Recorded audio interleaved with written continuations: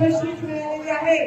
तर त्यांनी पण राम मंदिराच्या विकासाचा आता आम्ही सगळ्यांनी मिळून इथे सर्व राम मंदिर, सर्व परळीचे मंदिर, सर्व परळीचे रस्त्याचे सुंदर प्लॅन बनवला आहे.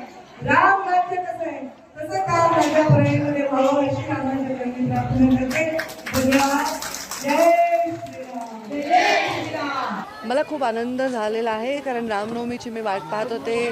पाळणा हलवणं, रामाचा पाळणा गाणं, रामाचा जन्म करणं, हे भाग्य आपल्या संस्कृतीमध्येच आहे. आपण ईश्वराला पुन्हा पुन्हा जन्म देतो आणि पुन्हा पुन्हा तो आनंदाचा क्षण आपण साजरा करत असतो. तर मला वाटतं, आणि खास करून अयोध्येमध्ये जे राम मंदिर उभं राहिलेलं आहे त्याच्यानंतर हे करताना जी प्रतिष्ठा वाटते, जो आनंद वाटतो, जे समाधान वाटतं, जो आत्मविश्वास वाटतो, तो मी शब्दात वर्णन करू शकत नाही. महाराष्ट्रातील तुमच्या सर्व चॅनलच्या बघणाऱ्या भाविकांना मी रामनवमीच्या हार्दिक हार्दिक शुभेच्छा देते.